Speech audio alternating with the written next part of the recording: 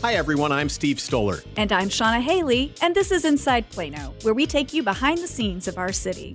We'll introduce you to the faces and places who help make this a great place to live. And give us lots of reasons to love Plano. Hi, Steve Stoller. Hello, Shannah Haley. Do you know what? It's very cold outside.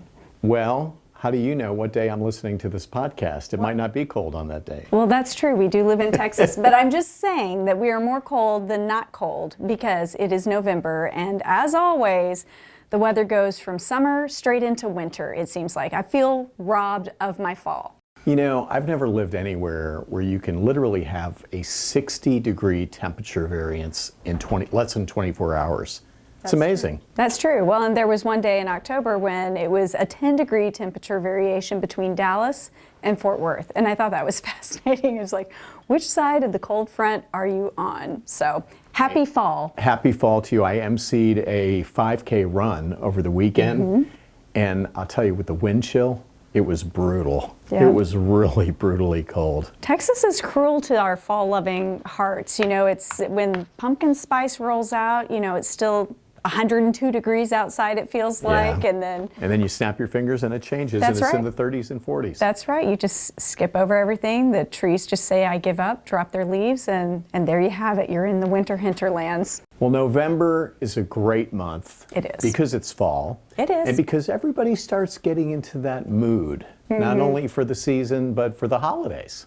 Yeah, it's a little bit of craziness because everybody's heading to shop, but it really is kind of what I call the fall holiday season, and it kind of starts in October. You know, you have Halloween, which, as we discussed in last month's podcast, is kind of a thing in Plano. I mean, I think it's a thing everywhere now with yard decorations and tons of events. And Diwali, which is another holiday celebrated by our South Asian community. Huge holiday typically in October. And then it's just this massive acceleration through Thanksgiving and Hanukkah and Christmas and New Year's. And the next thing you know, you're sitting around wondering why you didn't get a Valentine's Day gift purchased in time. It's craziness. Always crazy for the holidays. Yeah, but you know what? We're here to help.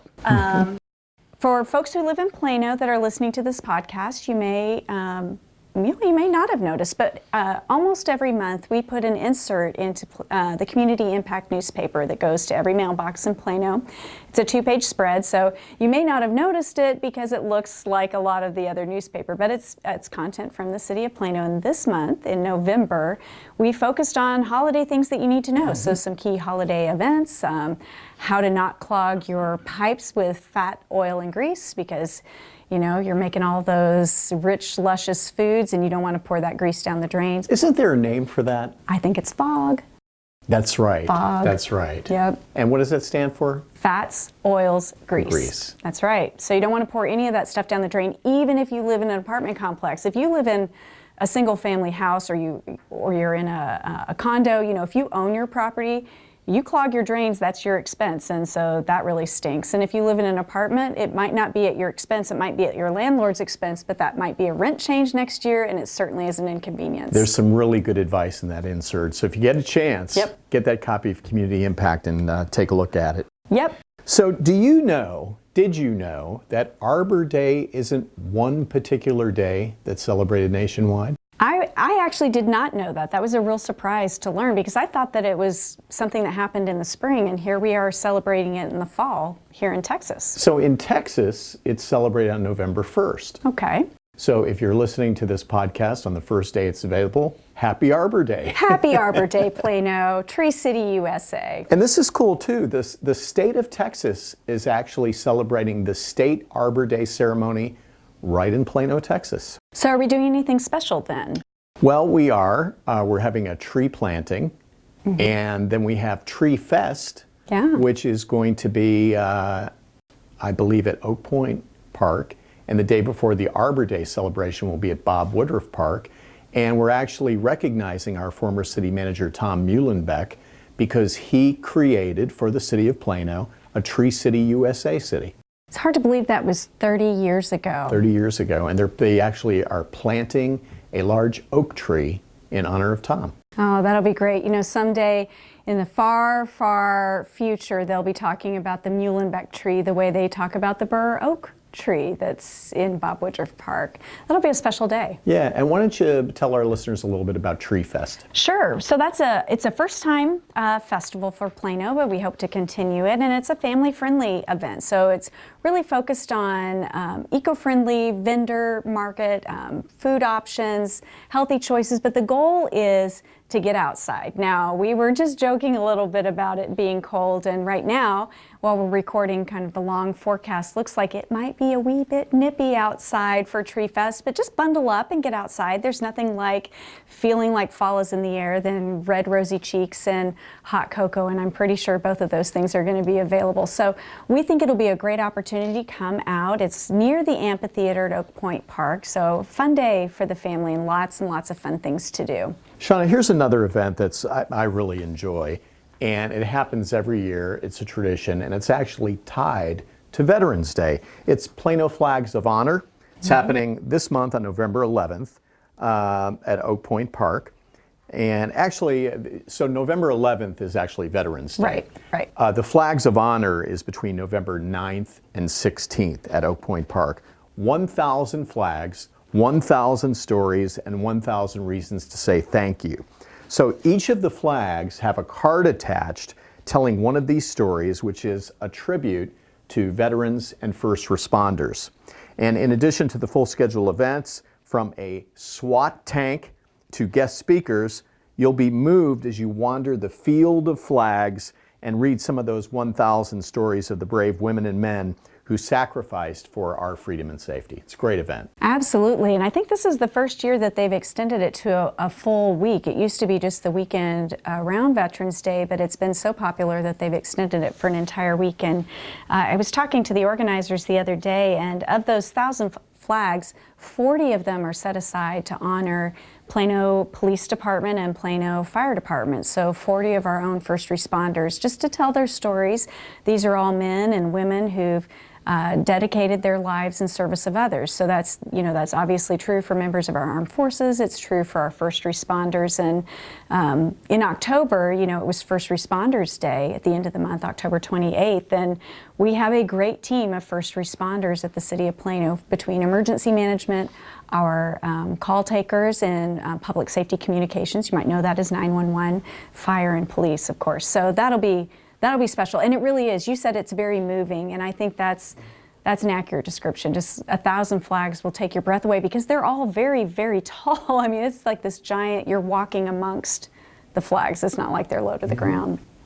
Anyway, it seems hard to believe, and every year I somewhat mentally reject the idea that I should start thinking about Hanukkah and Christmas in November, but indeed we have to. We have to get ahead of the present buying and wrapping and all of that. So a very popular event in Plano is at Carpenter Recreation Center, November 23rd and 24th. It's the Plano Christmas Market.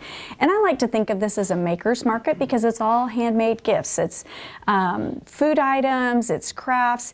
In fact, the Collin County Senior Association has their Hip Hip for Gray booth, and it's super popular. It's so popular that it's really a good idea to consider parking in the overflow parking at Robinson Middle School, which is just to the west of Carpenter Rec Center, and they'll have a shuttle. Although if you'd like to get a little exercise carting your purchases back and forth, it's certainly a short walk. We also have Texas Recycles Day on November 16th, which is at the Chase Oaks Church parking lot. Bicycles, books, glasses, medical supplies, prom dresses, pet supplies, household items, yarn and knitting supplies, sports equipment, clothing, coats, electronics, document shredding, a little bit of everything. That's right. For everyone. Clear out your house now before the stuff starts coming in at the holidays. And if you want to check that out, you can go to plano.gov/TRD for Texas Recycles Day. Yeah, huge event. And by the way, there have been a lot of questions about recycling, as you and I know, and I think we'll talk about that a little more later on. But it has become a difficult topic, recycling. What can you recycle? What should you recycle? What shouldn't you recycle? What market is there for recyclables. We know it's confusing and we know it feels like it's a moving target. We heard a little bit about that when we talked to Ryan Delzell in an earlier podcast episode, as well as when we talked to Nicole Worf-Hofstig from our Live Green in Plano team. So we're going to do a town hall specifically focused on recycling and trash services because we're making some changes to our bulky waste pickup service, and it's just a good time to talk about all of those things. That's going to be Thursday, November 7th from 7 to 8 p.m. As always, there are a ton of ways to participate. You can join in the conversation online. We'll be on our Facebook page, live blogging what's going on. We'll be live tweeting, so you can be on Twitter.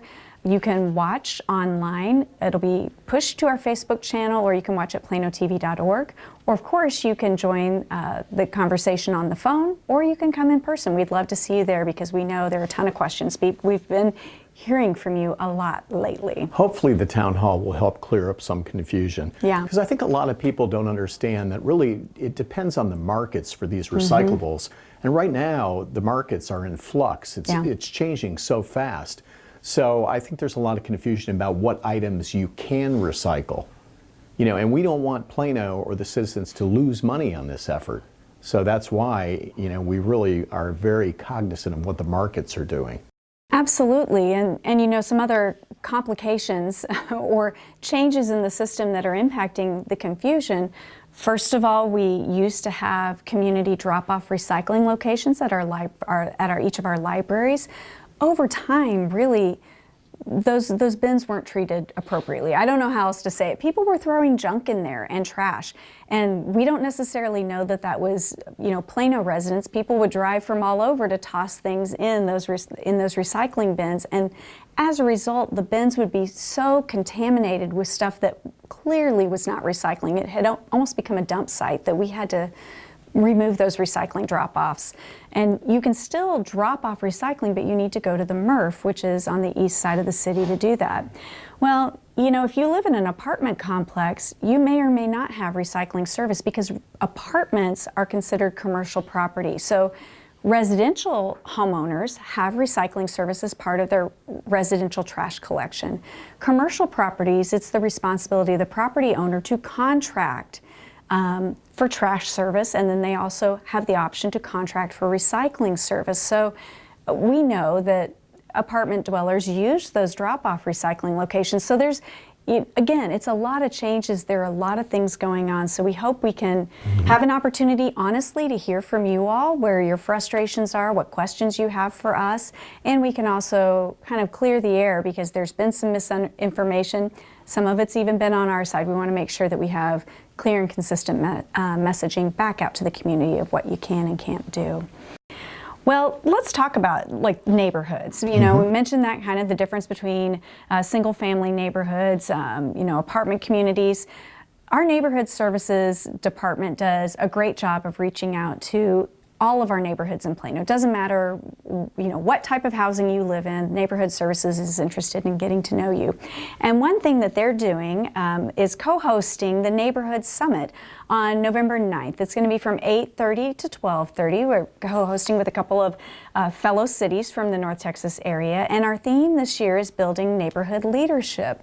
And what they'll do is they'll bring in some subject experts, and they'll bring in your peers as well, and you can learn how to strengthen your community, better engage with your neighbors, communicate effectively, and plan for the future. Because most problems in a neighborhood come from misunderstandings, and really sometimes it's hard for us to just go next door and ask a question or actually talk through a problem. We'd rather post our complaint on Nextdoor or even call property standards rather than just go, make a simple knock on a door and get to know our neighbor and have those real conversations and real relationships. So the Neighborhood Summit is designed to help you do those things so that your neighborhood feels like your neighborhood and your community of people. So it's free to go to. There are limited spaces, so you need to register in advance. And as always, we'll put that information in the show notes. We also have some great arts and entertainment events coming up on November 7th, and I am a lucky man because I get to MC this event. We're going to have Sain Williams. It's our final concert of 2019 in the Courtyard Texas Music Series. He's amazing. He is such a great songwriter And you know, I listen to his music and I love his stories. I love his songwriting. My favorite song by Sain is a song called Texas Like That. And he sings about this guy that he met here in McKinney at Bill Smith's Cafe, an older gentleman, senior citizen, and he makes his own bullets. And he just goes through these series of like scenes from Texas of things that make you Texas proud when you hear these stories. And it's just wonderful. He's such a great singer and such a great songwriter. I'm so envious. You're going to be enjoying Sain, and I'm going to be talking trash and recycling. Those are both on the same night, but two great options. You know, and by the way, you can always listen to the town hall after the fact if you go to the Sain Williams concert, because he truly is fantastic. Have you ever been to one of our urban movement festivals? You know, I haven't, because my body doesn't move quite that way, but I've seen pictures of it and it is amazing. Have you gone? I haven't either, but I hear it's quite the spectacle. I hear it's really something to see. Well, it's really growing. I mean, can you believe it? This is going to be the 4th Urban Movement Festival. It's on November 9th. It really is just growing in popularity. So they do 2-on-2 dance battles, and they also have dance team showcases. So it's amazing. And this year they're actually even going to offer workshops the day before. The workshops have a fee associated with them. I think it's $20 if you want to take a class. There are 3 classes altogether. You get a bit of a discount if you take all 3. So this will show you what little I know. They're going to have a kids-only workshop, which I think actually probably would include me for my skill set. But the other 3 classes are locking foundations. What I assume that is probably not at all what it really is. Creating moves and connecting concepts, and floor work, transitions, and dynamics. So if you are interested in dance, in hip hop, that's a great thing. Or if you just really don't know what it is, again, this is a family-friendly event. So November 9th, you ought to head to McCall Plaza. And we've got a lot of other great events booked at our other venues, like the Cox Theater, the Courtyard Theater. Check out plano.gov and we'll have all the details of all the events at our venues. Also, a holiday favorite, the Nutcracker Ballet is one of those. You know, for me, the holiday season, despite it starting back with Halloween, it is not the holiday season without a peppermint hot chocolate and a viewing of the Nutcracker Ballet. I mean, that to me is just part of what the year is all about. It used to include a pantomime, but then of course Theater Britain closed, so I have to find something to fill in that void. There's a lot of things you can find. That's right. Well, hey, we have to talk about the libraries, because we always do, and they're so busy. I think you mentioned in something we were doing the other day that there are hundreds of events at the library all the time. It amazes me. Every Friday I post the events that the city has, and the library has too many events for me to post. I just have to post a link that lists all their events, otherwise it would be like hundreds. Yeah, exactly. Well, before we get into what they have going on, and we've just picked a few highlights that you might not know are things that the library offers, I do want to let people know that all of the libraries are going to be closed one day only, Wednesday, November 6th, from 9 a.m. to 2 p.m. for staff development. The libraries will open at 2 p.m. that day, but of course your online resources, including e-library, are available, and so are the book drops. Another small note, there will be some closures around the various holidays, city holidays. So Thanksgiving, we celebrate Christmas. You'll want to make sure that you tune in. We have a whole website that has up-to-date holiday hours, so check that as well. This is really good. At the Davis Library, November 2nd, if you're looking for a job, we're actually holding a job search seminar. We'll give you tips on creating a resume and preparing for a successful interview. You can learn about the online job center as well. Yeah, that's a great one. And you know, Haggard Library has been offering more and more programs for our senior community, and one that they're offering on November 13th is Memory Keepers. And what they'll do in that session is share memories through guided prompts in a very relaxed space. And it's a perfect program for people who are experiencing early stage dementia and a family member of theirs or their care partner. And we're doing that program in partnership with the Alzheimer's Association. Because of the nature of this program, pre-registration is required. We'll have all the information you need in the show notes. We also have the Wonder Cafe at the Harrington Library on November 9th, and the special guest is DART. DART representatives will discuss connectivity, mobility, and accessibility via bus, light rail, van, and commuter rail. Afterwards, you can test your knowledge by playing DART Jeopardy! Hop on board a DART vehicle for a joyride. Yeah, we'll make sure that's not a police vehicle joyride. Okay, so Steve, did your boys do practice SAT and practice ACT tests when they were in high school? Yes, they did. I did as well. You know, it was very helpful, led to some good financial aid opportunities. So parents, if you have a student in grades 9 through 12, you'll definitely want to take advantage of the practice SAT testing and tutorial time at November 16th at Parr Library. Your student will take an actual test and discover right away areas that they need to work on to improve. And then that practice test is followed by a 1-hour tutorial. It's a rather lengthy session. It's going to go through the lunchtime, so they'll need to bring snacks and water to keep themselves hydrated and carb loaded to study. Have you ever wondered how to do stop action animation? I really have, because I've been watching some of those old classic films that were all stop motion animation. You can head to the Schimmelfinnig Library on November 30th to create stop motion animation using iPads or your own smartphone with various supplies that will be provided. You can recreate a scene from your favorite book or movie or write your own original script. But can I get someone of the caliber of Burl Ives to do the voiceover for me? Because that really made those old movies. You know, you're dating yourself, Shannah. A lot of our listeners may not know who Burl Ives is. Who's Burl Ives? Well, this is the segment where we interview a special guest from the city of Plano, and unfortunately, our guest today is a little under the weather. So I thought it would be a good idea to interview you, Shannah. I feel special. Because we haven't interviewed you yet, and you play a very important role with the city of Plano as Director of Communications and Community Outreach. Well, thank you, Steve Stoller. So first of all, let's hear from you as to something that we don't know about you. Okay, so we were actually talking about this before we hit record, and this is a challenge because my life has been a little bit of an open book, and I'm like, what do people not know about me that I have not already shared in other places? And I'm thinking, honestly, that it was that my first paying job as a 14-year-old was working at the Manhattan roller rink behind the counter, serving up treats and things like that. I didn't have to deal with the stinky skates. I was your popcorn and icy and hot dog girl. And we need to clarify, you're talking about Manhattan, Kansas. Manhattan, not Kansas. Not the Big Apple. No, the Little Apple. And it is also where I learned one of my best job tips from my first boss, Mrs. Stilley. You want to know what it is? Yes. If you have time to lean, you have time to clean. Very good. Isn't that good? Yeah. So if there's time to sit around, you have time to find something to keep yourself busy with if I'm paying you money. And I didn't know you worked at a zoo. Yes. How interesting. Yeah, I've done a little bit of everything, which makes me really good at the game Two Truths and a Lie, because it's hard to know what I'm actually lying about because I have a weird background. So let's talk a little bit about your department. What is the role of communications and community outreach?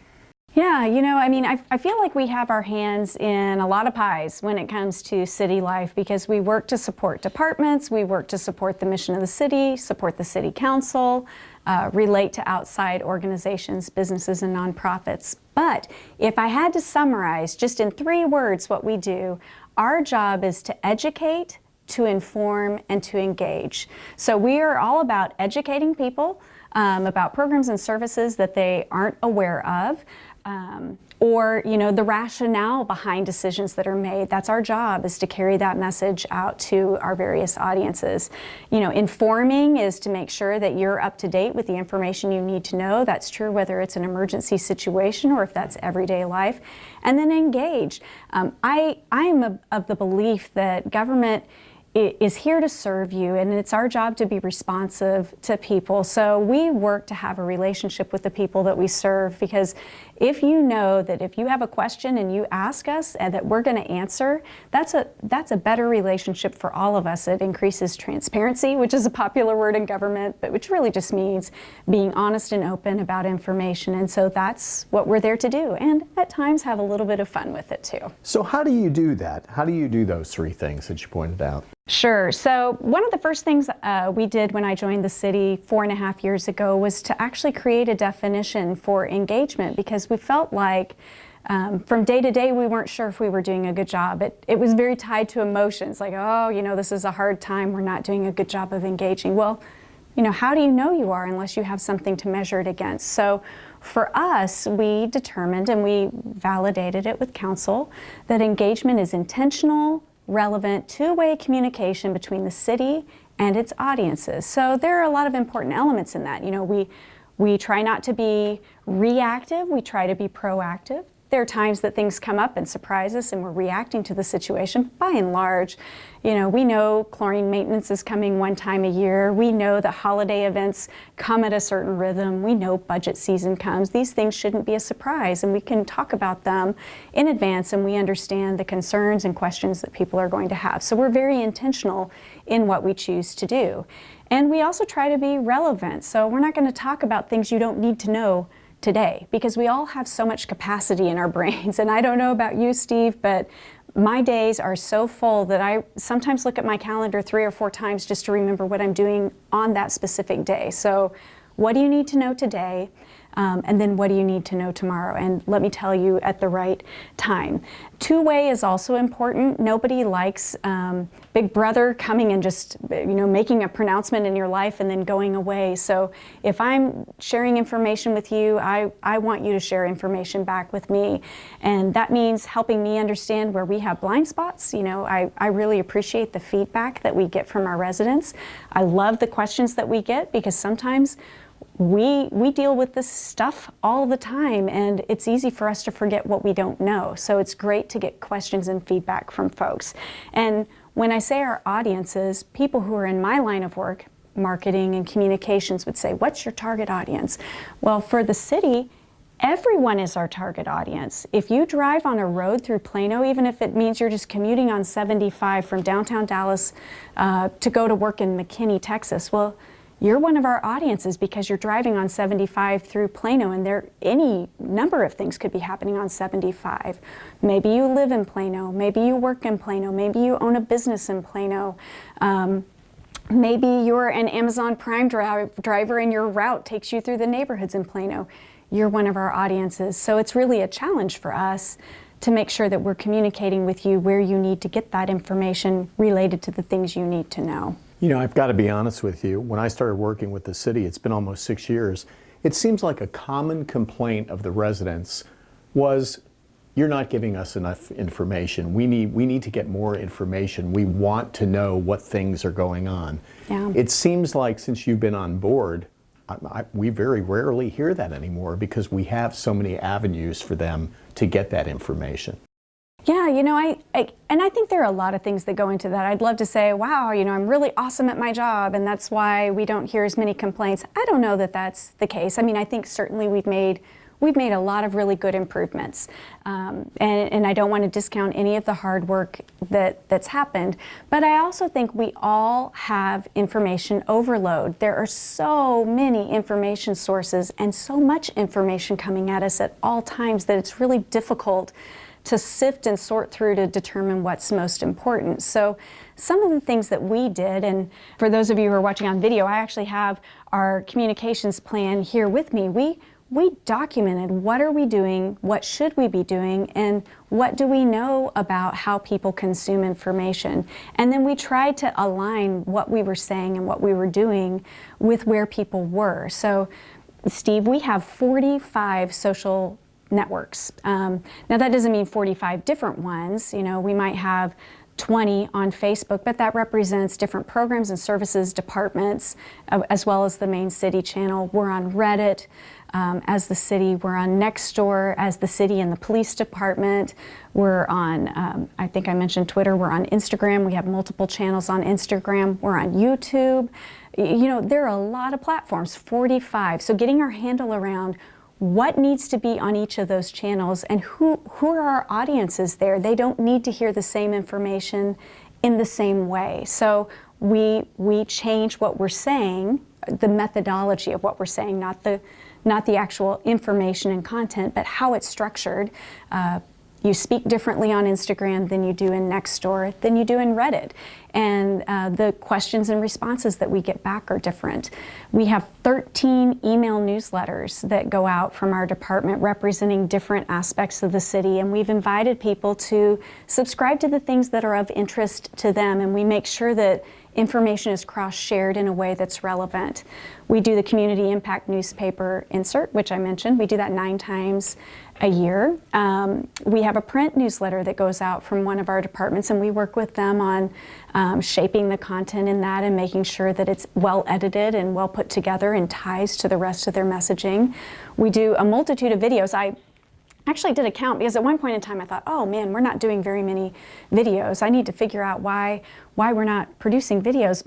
Our team of, I would say 2.5, because we have a guy who does presentations, but he also does animation. They do between 5 and 7 videos a week, plus live broadcast, at least 1 live broadcast a week, sometimes 2 or 3.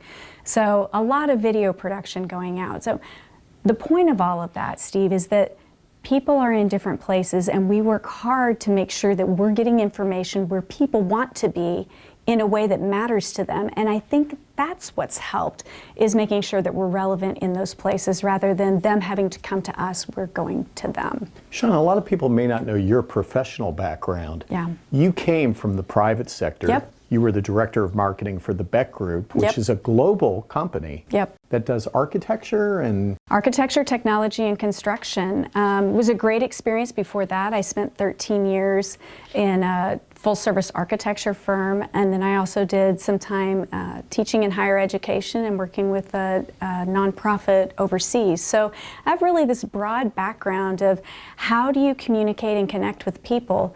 The thing that's been similar in all of those roles is that I'm not really been focused on selling a product. I'm not trying to get you to buy item A or buy item B. It's really this idea of, can you trust me, and do you trust that we will provide the service that you're asking us to provide? That's very similar to what we do in the government. Our residents, our taxpayers, our voters tell us what they want us to do through their vote and their participation in the budget process and in public input.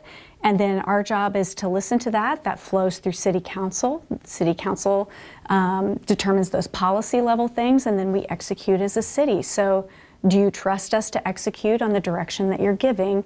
And then are we also providing those channels for you to give us feedback?